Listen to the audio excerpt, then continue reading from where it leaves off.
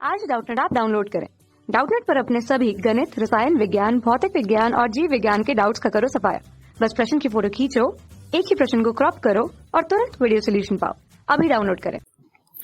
नलिका विहीन ग्रंथियों से आप क्या समझते हैं?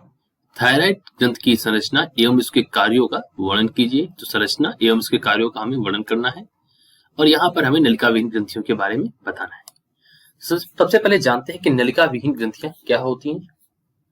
तो नलिका विहीन ग्रंथियां जो होती हैं इनको हम अंतःस्रावी ग्रंथियां भी बोलते हैं।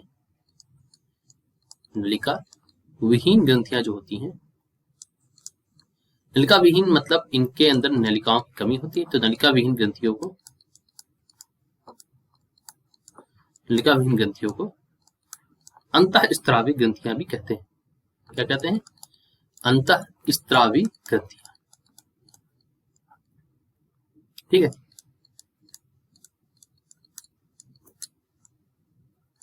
अब सबसे पहले जानते हैं कि कैसे यह नलिका विहीन होती है। तो नलिका विहीन मतलब ये ग्रंथियां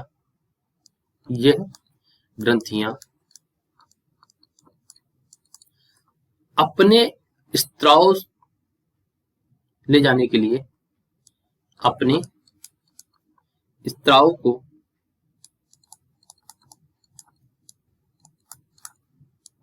ले जाने के लिए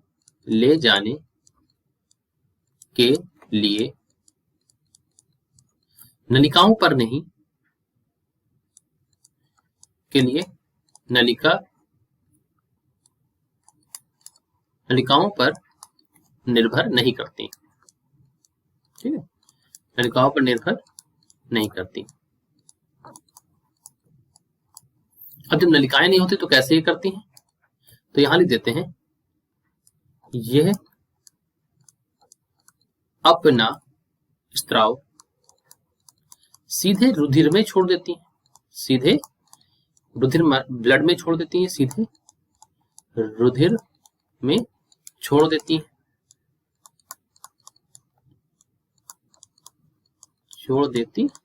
हैं। अच्छा, जिसका प्रभाव संपूर्ण शरीर पर पड़ता है और स्त्राव वाले हार्मोन को इन्हें नहीं लगता। तो इसका प्रभाव जो है,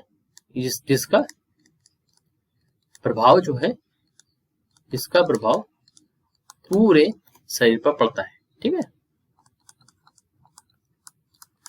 पड़ता है। ठीक है, इसीलिए इनको हम नलिका विहीन ग्रंथियां कहते हैं।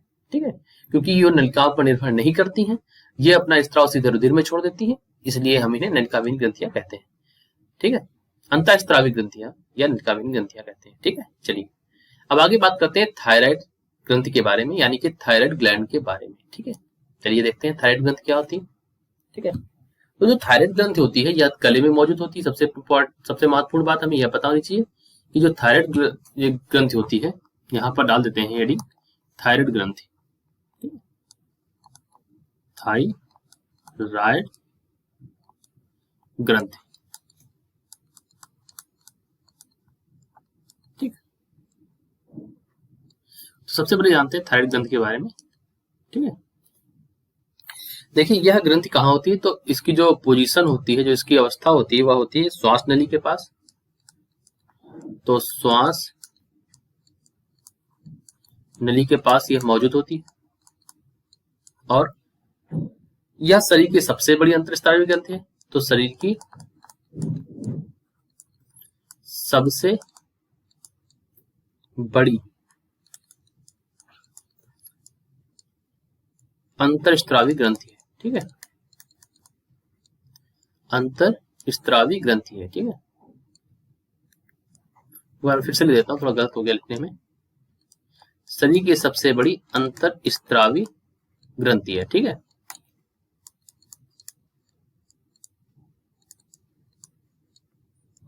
अब इसके आंतरिक संरचना और कार्यों का भी वर्णन हम कर लेते हैं। तो इसकी जो आकृति होती है, इसकी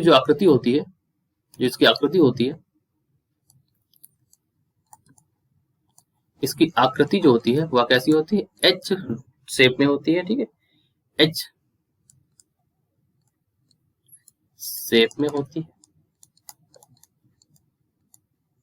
ठीक, आगे। ठीक है, इसके द्वारा कौन सा हार्मोन रिलीज, तो थायराइड ग्रंथि के द्वारा थायरॉक्स, इसके जो हार्मोन उसको बोलते हैं थायरॉक्सिन हार्मोन। तो कौन सा हार्मोन रिलीज करता है, तो हार्मोन लिख लो यहां पर, हार्मोन का नाम लिख लो यहां पर, थायरॉक्सिन हार्मोन। ठीक, अगला पूछ कहते हैं इसके बारे में कि ये किसका काम क्या होता है। तो ये इसमें जो है ऑक्सीकरण या उपापचय की दर को नियंत्रित करता है। तो ये क्या कार्य क्या होता है इसका, तो मैं कार्य लिख देता हूं इसका। तो ये कार्य जो होता है इसका कार्य होता है ऑक्सीकरण, ऑक्सीकरण तथा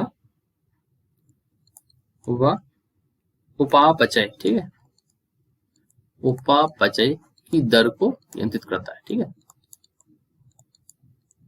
दर को नियंत्रित करता है। ठीक है, नियंत्रित करता है। अब आगे देखते हैं इनमें क्या होता है। इस अगर यह थायराइड जो हार्मोन है यह ना रिलीज हो या ना छोड़ा जाए तो कौन सा रोग हो जाएगा। तो इससे रोग कौन सा होता है, तो रोग के बारे में भी जाना है हमें आवश्यक। तो इससे जो रोग हो जाता है उस रोग को बोलते हैं गलगंड रोग। ठीक है, गलगंड रोग। अगर इसकी कमी हो जाए तो कौन सा रोग हो जाएगा, गलगंड रोग हो जाता है। ठीक है, और अगर यह और इसकी अगर सक्रियता ज्यादा बढ़ जाए, अगर ये ज्यादा सक्रिय हो जाए तो दोनों चीज लिख देते हैं। अगर इसकी सक्रियता बढ़ जाए तो क्या होगा,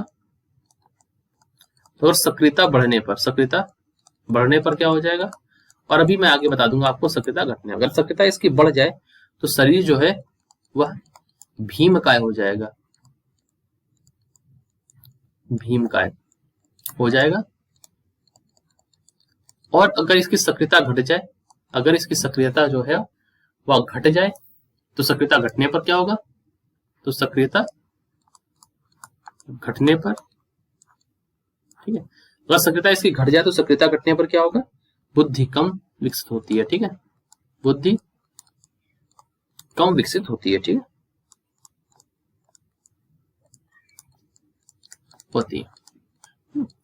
तो ये कुछ महत्वपूर्ण बिंदु थे इसके बारे में। ठीक है, इसके हार्मोन को सबसे ज्यादा आवश्यक चीज कौन सी चाहिए, तो आयोडीन। आयोडीन इसके लिए बहुत ही आवश्यक है। आयोडीन आवश्यक है इसके लिए, इसके हार्मोन के लिए। ठीक है, और अगर यह ग्रंथि खराब ही हो जाती है तो थायराइड डेथ के नाम से व्यक्ति की मृत्यु भी हो सकती है। तो इसको बोलते हैं थायराइड डेथ।